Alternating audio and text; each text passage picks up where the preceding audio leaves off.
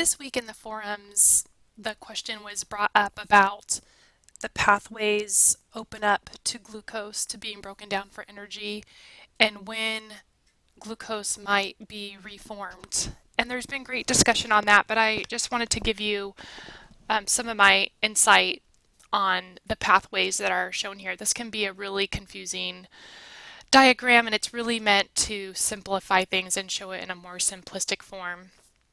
So what we're looking at here at the top, this is glucose, the 6-carbon molecule. And one pathway that glucose has in order to be broken down to provide energy in the form of ATP for the cell is glycolysis. So that's what's shown here, glycolysis. This process does not need oxygen. It also is not a one-step reaction like it's being shown here. It's multiple steps. I think it's about 12 steps. But what's important here is that this double way arrow. So when glucose is broken down through glycolysis, what you end up with are these 2 3-carbon molecules called pyruvic acid. And with this double arrow, this means that pyruvic acid can actually be reformed into glucose.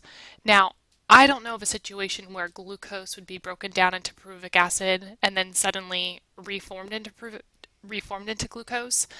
But why this is important is because what's not being shown here is that nutrients that can be broken down to make pyruvic acid are things like amino acids or protein. So in this week's lecture, we talked about, well, what does the body do when there's not enough glucose coming in from the diet and stored glucose in the form of glycogen is gone? How do cells like the brain that require glucose for energy get that glucose? Well, we can synthesize glucose in the body, and we can synthesize that glucose from other organic molecules like amino acids, and those amino acids are broken down into 3 carbons, which can make pyruvic acid, and therefore glucose can be synthesized. Something else that can make a contribution, but not a significant contribution, is a part of the fat molecule or the triglyceride molecule, which is glycerol. And we'll talk about that next week when we look at the chemistry of triglycerides. So once glucose, or really pyruvic acid, continues to be broken down to yield ATP, it goes through this other cycle called the Krebs cycle and the electron transport chain, which is cellular respiration.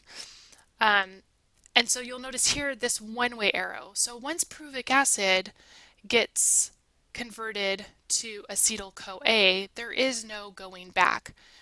So nutrients like fatty acids that enter this pathway here cannot synthesize glucose because, see, they're entering at the point where pyruvic acid is not synthesized from the nutrients that are entering here. Amino acids can also enter here as well, which is not being shown. So what I hope this shows is that when glucose is broken down to pyruvic acid, it can continue through this other system to yield energy. Other nutrients, energy-yielding nutrients, also enter this pathway. Fatty acids here, which is the main component of the fat molecule or the triglyceride molecule.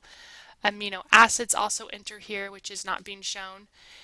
And then acetyl A can't reform glucose, but pyruvic acid can.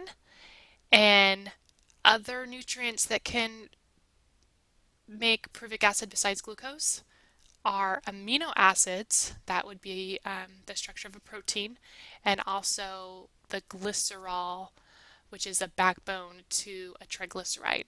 So I hope this helps. We'll be continuing to talk about this cycle and this system as the term goes on. So I hope this helps make things a little bit more clear.